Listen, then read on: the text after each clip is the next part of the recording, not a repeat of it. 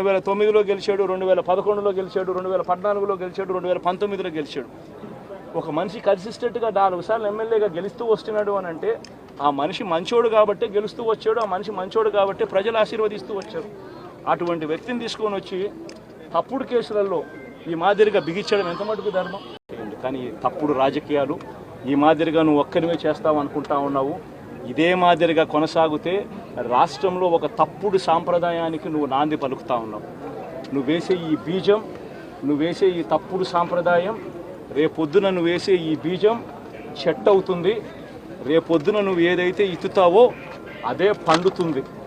రేపొద్దున మళ్ళీ మీ గ్రామాలలో మీ కార్యకర్తలకు ఇదే పరిస్థితినే ఇదే మాదిరిగానే మళ్ళీ జరిగే కార్యక్రమాలు కూడా జరుగుతాయి. అటువంటి తప్పుడు సాంప్రదాయాలు దయచేసి ఇప్పటికన్నా ఆపండి. పిన్నెల్లి ఆయన మీద ఒక హత్యాయత్నం, ఈవీఎం బాక్సులు బదలగొట్టారన్న ఒకటి, ఇవన్నీ కూడా రికార్డెడ్గా దొరికినాయి. రికార్డెడ్గా దొరికిన తర్వాత అరెస్ట్ ప్రక్రియ అనేది ఎలా జరిగిందో మనందరికీ కూడా తెలుసు. ఆయనని తీసుకెళ్ళి ఆయన్ని పరామర్శించడానికి జగన్మోహన్ రెడ్డి అనే వ్యక్తి, ఒక మాజీ సీఎం, ఫస్ట్ తీసుకున్న ప్రోగ్రామ్ కూడా ఏంటంటే ఒక ఖైదీని వెళ్ళి కలవటానికని ఒక ప్రోగ్రామ్ తీసుకున్నారు. అది అతని ఇష్టం.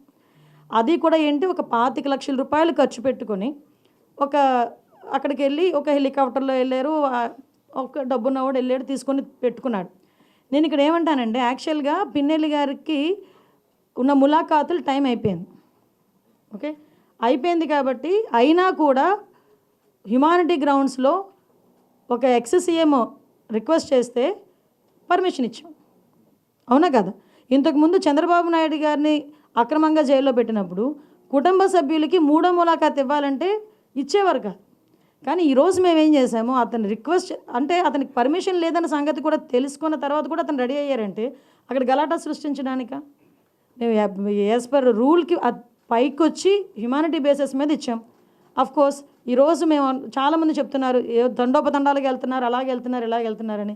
నేను ఒకసారి ప్రిజెన్స్ ఐజీ గారితో కూడా మాట్లాడినా, అసలు ఎంతమంది ములాఖాతులు వెళ్తున్నాయి, యాజ్ పర్ రూల్ ఎలా వెళ్తున్నాయి, మేము అన్నీ కూడా మాట్లాడుకుంటున్నాం. ఆయన బయటకు వచ్చి ఈరోజు బయటకు వచ్చి అక్రమంగా అరెస్టులు చేశారు. అక్రమంగా ఏం సీసీ ఫుటేజ్ చూసిన వాళ్ళు ఎవరైనా అక్రమ కోర్టు ఇచ్చిందండి అతను అరెస్ట్ చేయమని.